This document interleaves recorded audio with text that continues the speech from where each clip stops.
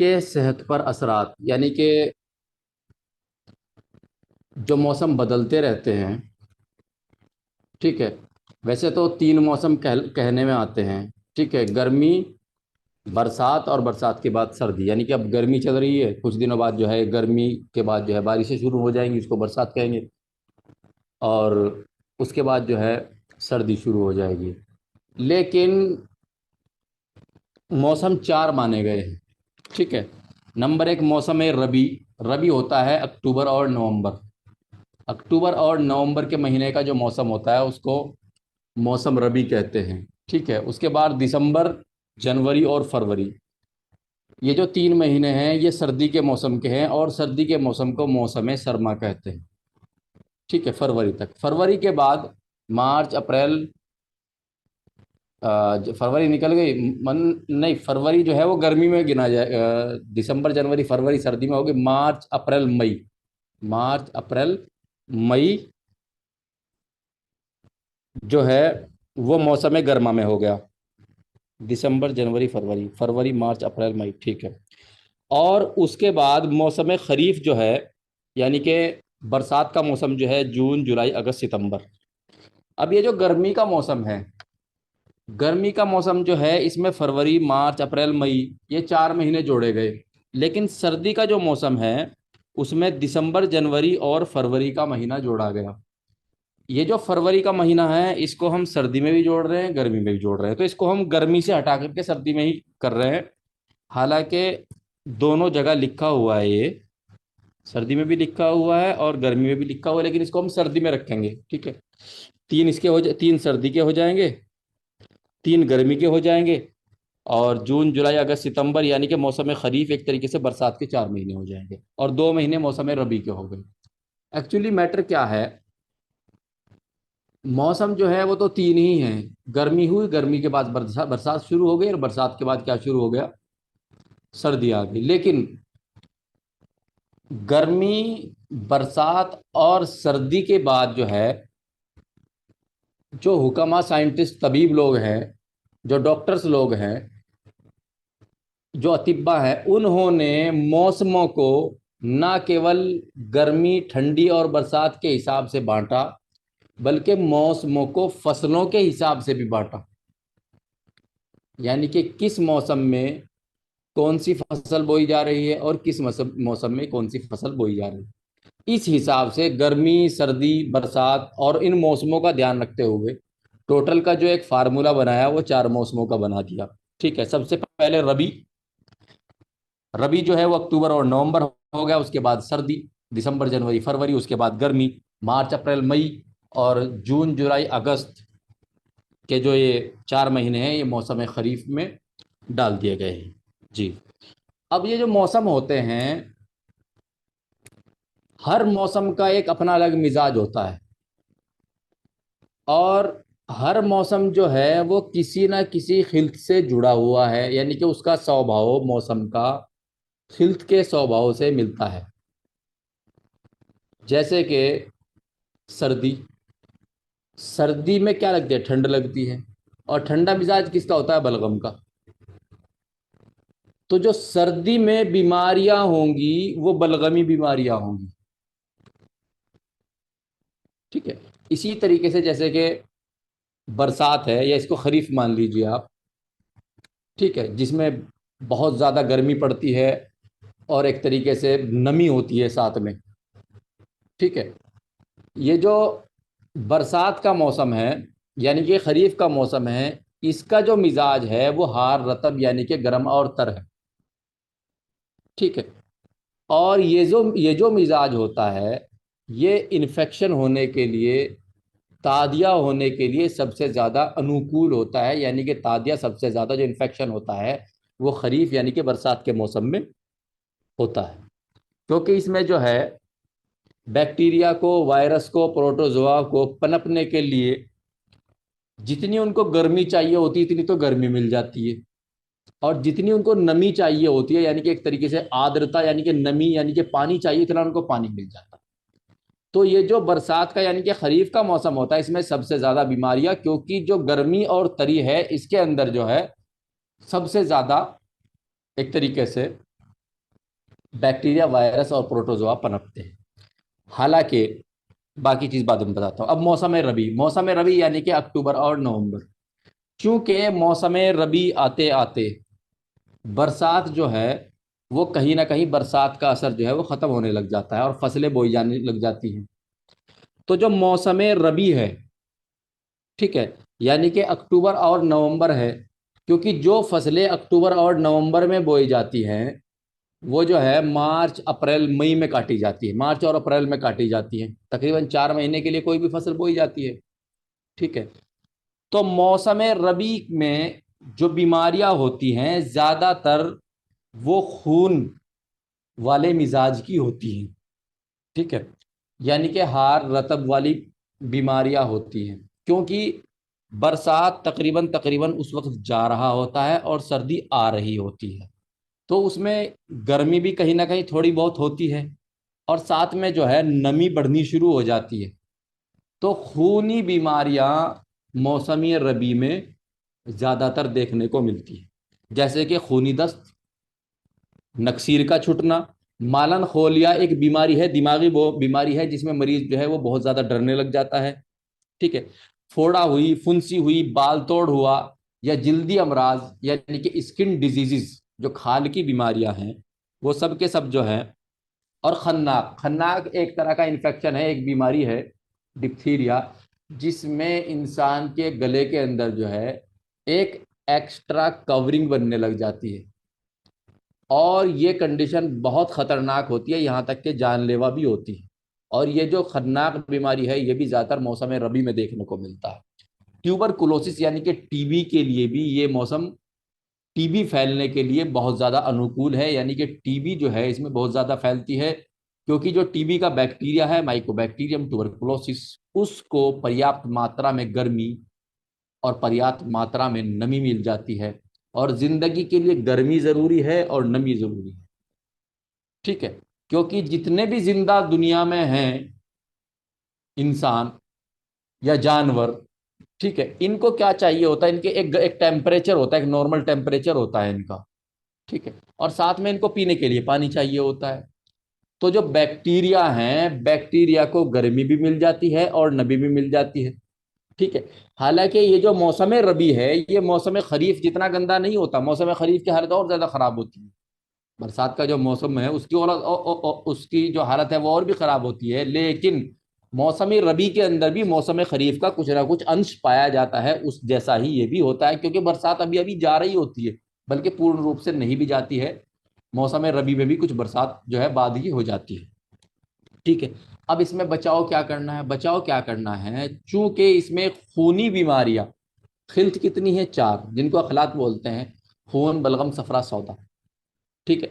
चूंकि मौसम रबी में खून से संबंधित यानी कि खूनी खिल्त से संबंधित बीमारियां होती हैं, और खून से संबंधित जहां बीमारियां होती हैं, जहां दिक्कतें होती हैं, अब खून को जो है हम दस्तों में नहीं निकाल सकते। जिस तरह के बलगम, सफरा, सौदा को हम मुस्हिल दे करके, मुस्हिल कहते हैं वो दवाई है जो किसी खिल्त को दस्तों में निकाल दे, दस्तावर दवाइयाँ। चूंकि बलगम, सफरा, सौदा को जो है हम मुस्हिल दे सकते हैं, बलगम का, सफरा का, सौदा का, अभी हम मुआलिजात पढ़ रहे थे तो वहां हमने इसको पढ़ा है। बलगम, सफरा, सौदा के मुस्हिल होते हैं, और वो मुस्हिल देने के बाद जो है दस्तों में निकल जाते हैं। ठीक है। ये खिलते गैर तबई हालत में जब ये खराब हो जाती हैं, कौन सी, बलगम, सफरा, सौदा।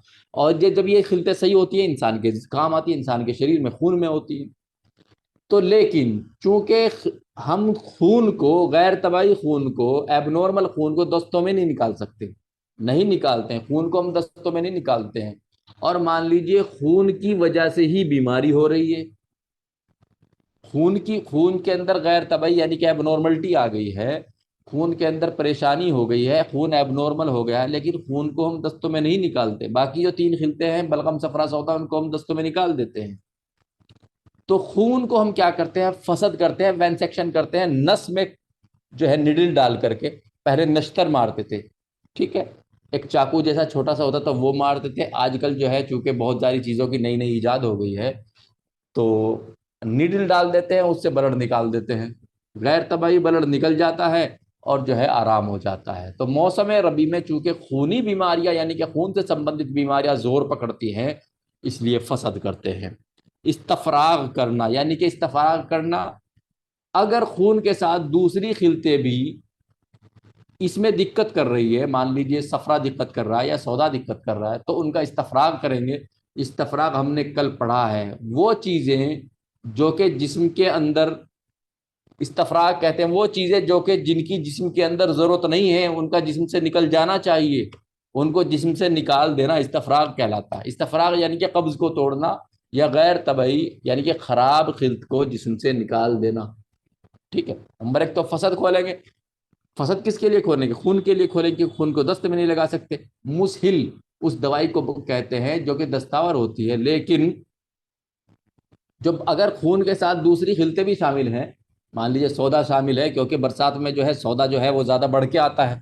सौदा जो है एक तरीके से सबसे खैर तबई हालत भी सौदा होती है। अगर सौदा है तो मुसहिले सौदा यानी कि ऐसी दवाई देंगे जो दस्तों में सौदा को निकाल दे।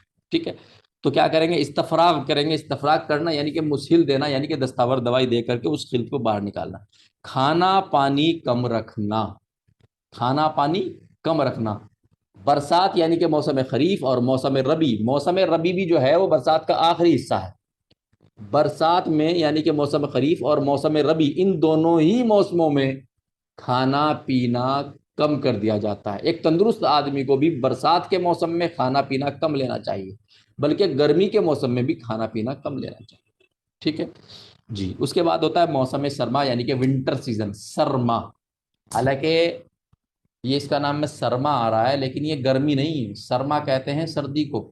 मौसम सरमा, मौसम सरमा का जो मौसम है वो सितंबर हुआ, सॉरी दिसंबर हुआ, जनवरी हुई और फरवरी हुई। दिसंबर जनवरी फरवरी मौसम सरमा यानी कि सर्दी के मौसम के 3 महीने, जिनमें सर्दी जो है बेहतरीन वाली, अच्छे वाली सर्दी पड़ती है।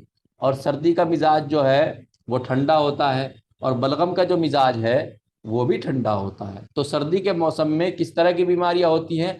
बलगमी बीमारियां होती हैं। कैसे? जैसे निमोनिया होना, सर्दी लगना, पसलियां चलना। ठीक है, प्ल्यूरिसी यानी कि फेफड़े की जो मेम्ब्रेन है उसमें पानी भरना, या निमोनिया। ठीक है, कमर दर्द, मिर्गी। ठीक है, मिर्गी को यूनानी में सरा बोलते हैं, और सकता एपिपोलॉक्सी यानी कि एक तरीके से बेहोश होना।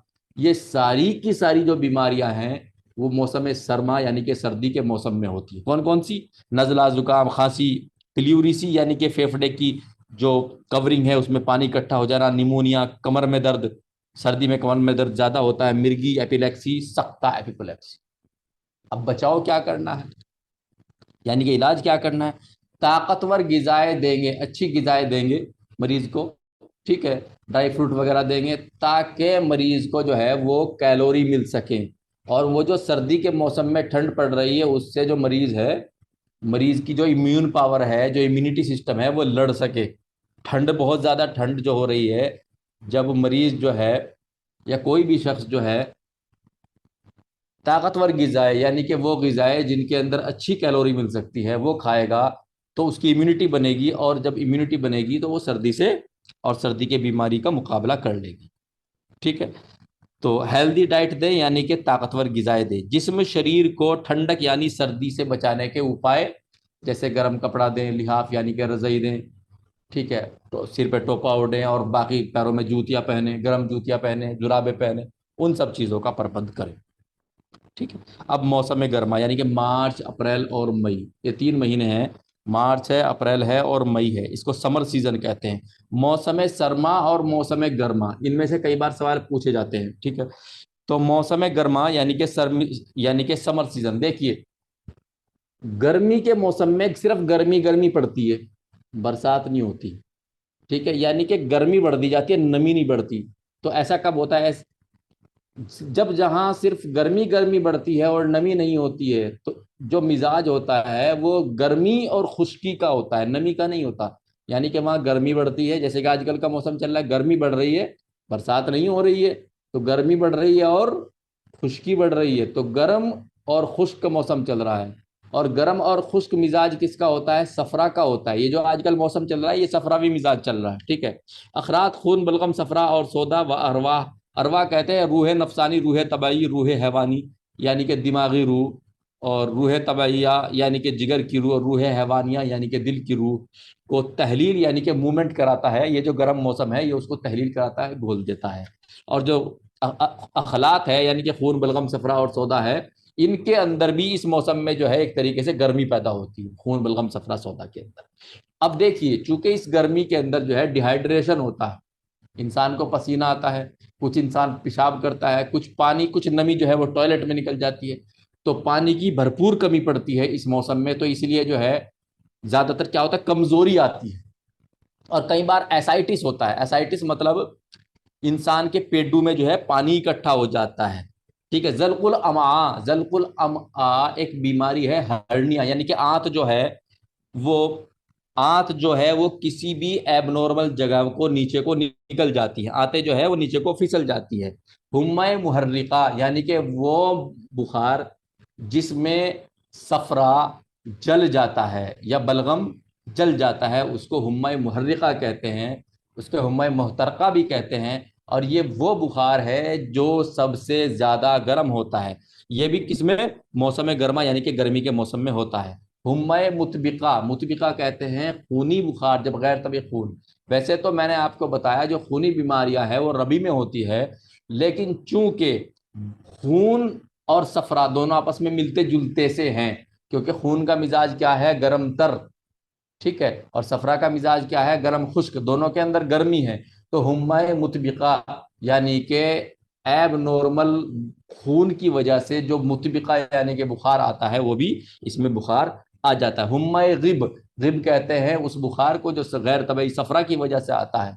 और गर्मियों में गर्मी जो है वो कौन सी खिल्त को मुतासिर करती है, किस खिल्त से मिलती जुलती है, सफरा से मिलती जुलती होती है गर्मी। तो जो गर्मियों में बीमारियां होती हैं वो गर्म और खुश्क ही होती है, यानी कि हुम्मा गिब। ठीक है। हालांकि हुम्मा मुहर्रिका जो है वो गर्म तर बीमारी है यानी कि खूनी बीमारी है, लेकिन वो भी कई बार इसमें हो जाती है। नमला व जावरसिया यानी कि लाल लाल दाने निकल जाना, मौसम गर्मी गर्मी यानी कि गर्मी के मौसम में पैदा होने वाली बीमारियां हैं। अब इसमें जो है बचाव क्या करेंगे, बचाव यह है कि भाई सबसे पहले तो मरीज को जो है वो डिहाइड्रेशन से बचाएंगे, यानी कि उसके अंदर पानी की कमी ना आ जाए। ठीक, क्योंकि इंसान कितना भी पानी पी ले, जितना भी वो पानी पीता है इतना ही क्या होता है, बॉडी में को निकल जाता है। तो पानी में पानी की कमी ना आए, क्योंकि पानी की कमी होने के बाद जो है मरीज पड़ा पड़ा रहता है, गिरा पड़ा रहता है। तो जितना पानी पीता है वो निकल जाता है, तो ज्यादा से ज्यादा पानी को पिए। अब मौसम खरीफ, मौसम खरीफ कौन सा है, जून, जुलाई, अगस्त, सितंबर, यानी कि ये प्योर बरसात। और बरसात का मौसम क्या होता है, गर्म तर, और खून का मिजाज वो भी गर्म तर। ठीक है। लेकिन चूंकि गर्म और तर, लेकिन इसके अंदर जो बीमारियां होती हैं, इसके अंदर यानी कि बरसात के मौसम में जो बीमारियां होती हैं, हालांकि बरसात का मौसम गर्म तर है, लेकिन जो बीमारियां होती हैं वो सर्द खुश्क वाली होती है, यानी कि सोदा वाली होती है। यहाँ इस बात को ध्यान रखना है कि हालांकि मौसम जो है वो गर्म तर होता है, लेकिन बीमारियां होती हैं सर्द खुश्क वाली। ठीक है। खिलते सौदा व सफरा की ज्यादती ये मौसम बूढ़ों के लिए मुनासिब नहीं होता, अच्छा नहीं होता, क्योंकि बूढ़े कमजोर होते हैं। ठीक है। और बूढ़ों का मिजाज भी सर्द खुश्क होता है। और इसमें जो बीमारियां होती हैं, हालांकि मौसम का मिजाज गर्म तर है, लेकिन बीमारियां जो होती हैं वो सर्द खुश्क होती हैं।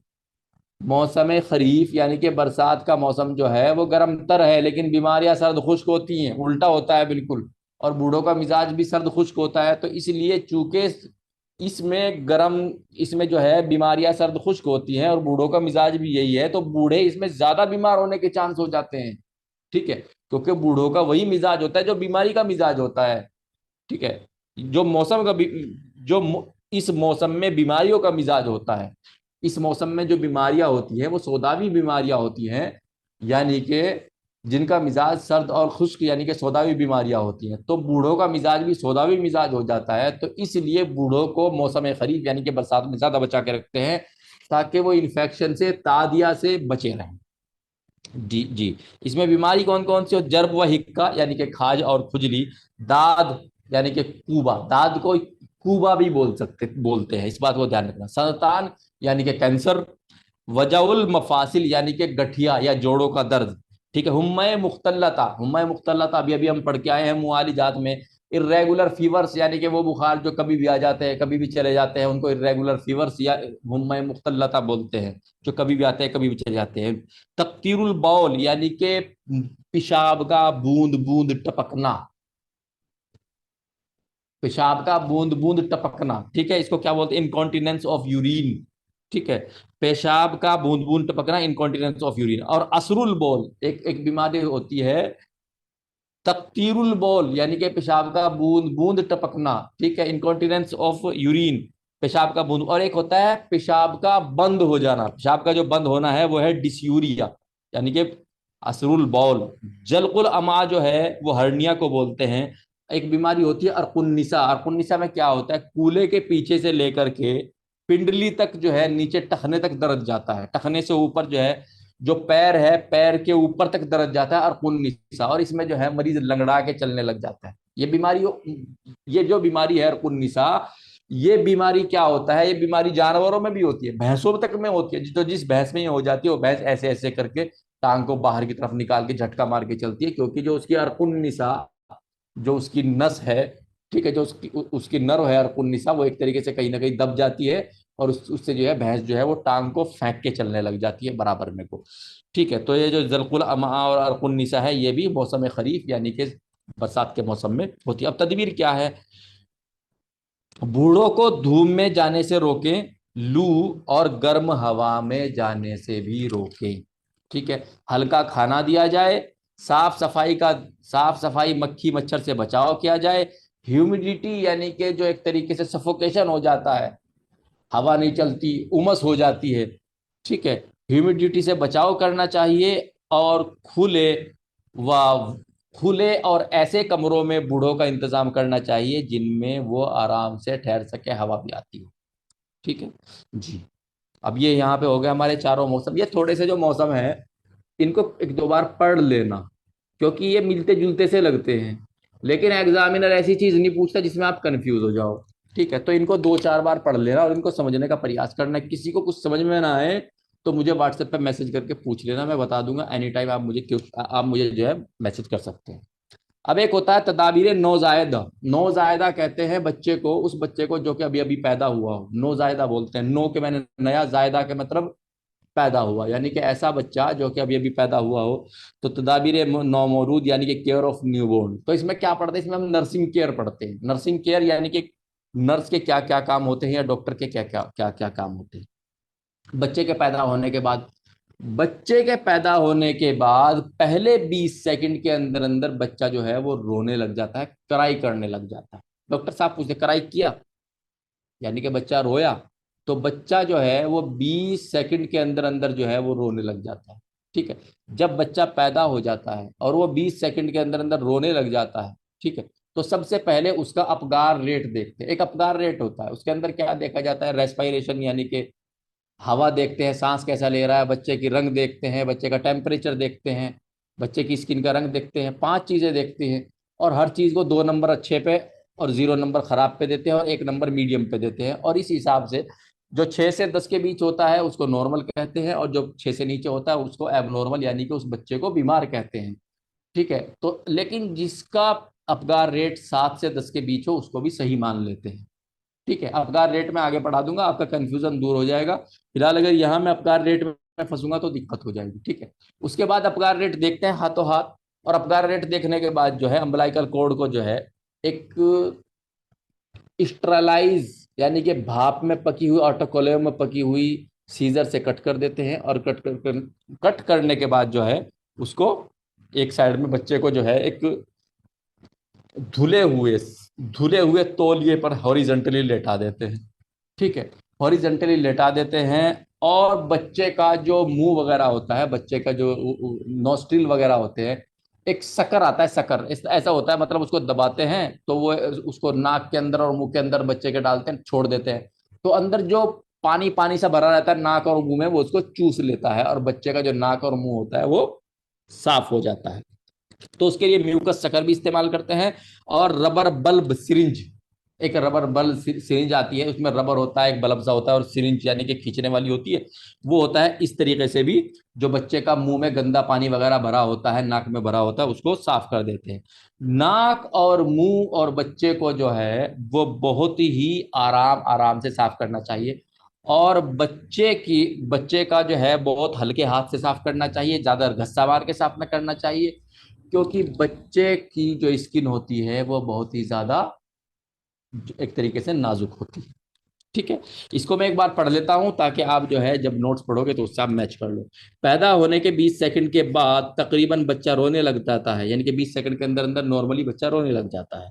ठीक है, उसके बाद अम्बिलाइकल कोड को कट करने के बाद बच्चे को मां से अलग कर लिया जाए और साफ तौलिए पर हॉरिजॉन्टली लिटाया जाए, बच्चे को अच्छे से साफ किया जाए और म्यूकस सकर, ठीक है, और रबर बल्ब सिरिंज से साफ रुई से बच्चे की आंख, नाक, मुंह, गला और नथने यानी कि नॉस्ट्रिल्स को साफ कर दिया जाए बहुत एहतियात के साथ। ठीक है, और घस्सा वगैरह रगड़ा वगैरह ना मारा जाए। उसके बाद क्या होता है, नंबर 2 है, बच्चे में किसी भी प्रकार की पैदाइशी कमी, ठीक है, कंजेनाइटल एनोमली बोलते हैं इसको।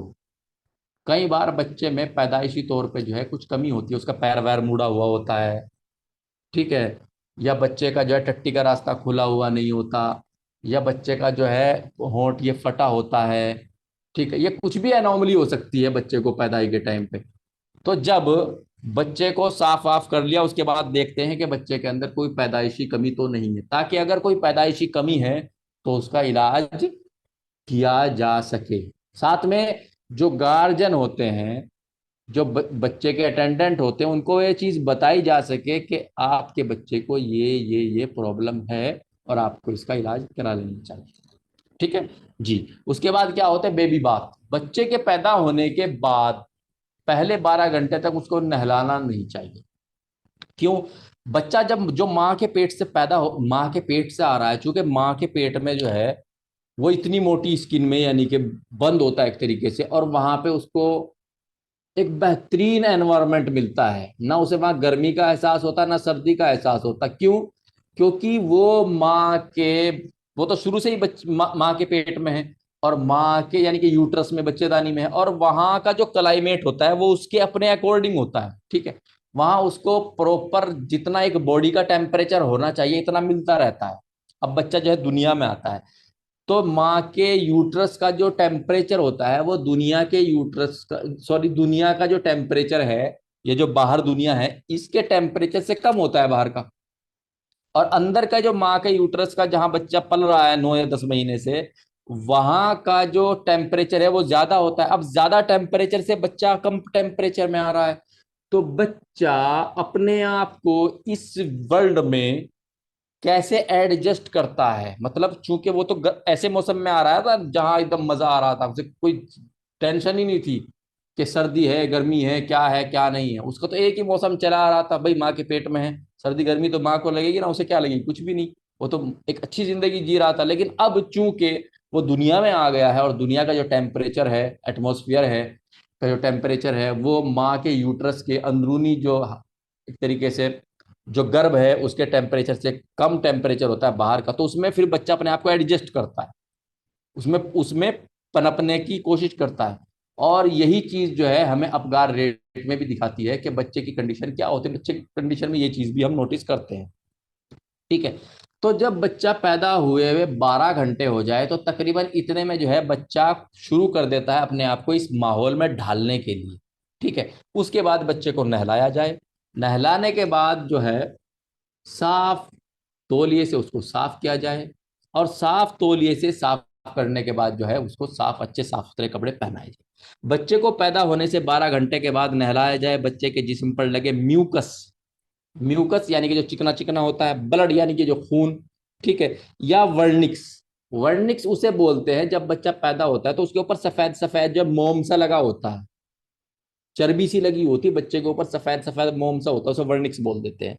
ठीक है, वर्निक्स यानी कि सफेद सफेद भाग को स्टरलाइज सवेब, स्टरलाइज सवेब यानी कि पका हुआ रुई, पकी हुई रुई जो ऑटोक्लेव में एक तरीके से स्टरलाइज कर लेते हैं, उससे बच्चे को साफ करना है। ज्यादा रगड़ कर या खुरदरे तौलिए से बच्चे को साफ नहीं करना चाहिए, जिससे कि बच्चे के जिस्म पर टॉक्सिक इरिथ्रोमेटस, अगर कोई खुरदरा तौलिया उससे घस्से मार करके बच्चे को साफ करने की कोशिश करेंगे, जो बच्चे की स्किन चूंकि बहुत नरम होती है, सॉफ्ट होती है, तो टॉक्सिक इरिथ्रोमेटस यानी कि बच्चे की खाल के ऊपर जो है वो टॉक्सिक इरिथ्रोमेटस यानी कि घाव से के निशान हो जाते हैं। ठीक है।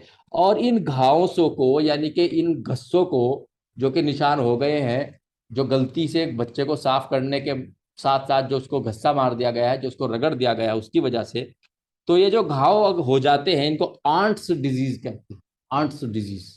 ठीक है जी। अब आई केयर, आंखों की देखभाल कैसे करते हैं? बच्चे की जो आंखें हैं उसको स्टरलाइज यानी कि एक तरीके से जो ऑटोक्लेव में पकी हुई रुई होती है उससे बच्चे की आंखें साफ कर देते हैं, ऊपर से पलके साफ कर देते हैं, फिर बच्चे को आराम आराम से प्रयास करते हैं खोलने का। बच्चा कई बार बच्चे अपना आप ही खोल देते हैं। वजन, बच्चे को नहलाने के बाद जो है उसका, जब उसको कपड़े पहनाने से पहले उसका एक बार क्या कर लेते हैं, बच्चा जब बिना कपड़ों के होता है उसका वजन चेक कर लेते हैं। केयर ऑफ अम्बलाइकल कॉर्ड, ये जो अम्बलाइकल कॉर्ड होती है, अवल नाल होती है, इसको जो है दिन में को 3 4 या 5 बार स्पिरिट से साफ कर देते हैं। और पहले जो है इसके ऊपर एंटीबायोटिक पाउडर डालते थे, अब एंटीबायोटिक पाउडर भी नहीं डालते, सिर्फ क्या करते हैं स्पिरिट से साफ कर देते हैं 3 4 बार। ठीक है।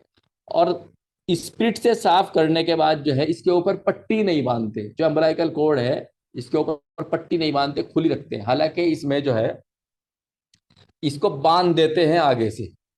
ठीक है।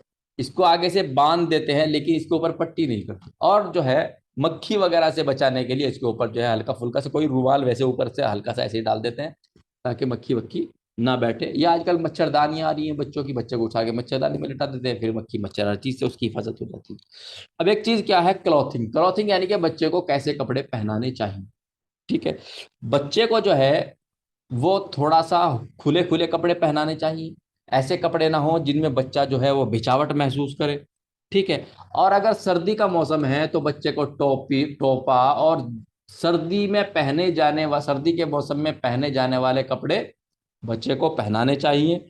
और बच्चे को जो है सर्दी ना लगे इस चीज का भी ध्यान रखा जाए, कपड़े जो है वो ज्यादा टाइट ना हो। और हाथ और पैर जो है, जब कपड़े टाइट नहीं होंगे हाथ और पैर जो है वो फ्रीली मूवमेंट कर सकते हैं। बच्चा जो है, चूंकि छोटा बच्चा जो है कुछ दिनों के बाद जो है हाथ पैर मारने लग जाता है, तो बच्चे को जो है शुरू में भी ऐसे ही कपड़े पहनाएं जिससे कि हाथ और पैर जो है उसके टाइट ना हो, दबावट महसूस ना करे, ताकि उसकी जो लिम्स है, अपर लिम्स यानी कि बाजू हाथ पैर, लोअर लिम यानी कि टांगे घुटने पैर, ठीक है, अपर और लोअर लिम जो है पर्याप्त अच्छे तरीके से काम करते रहे और बच्चे को किसी किस्म की दिक्कत, बच्चे को किसी किस्म की परेशानी ना हो।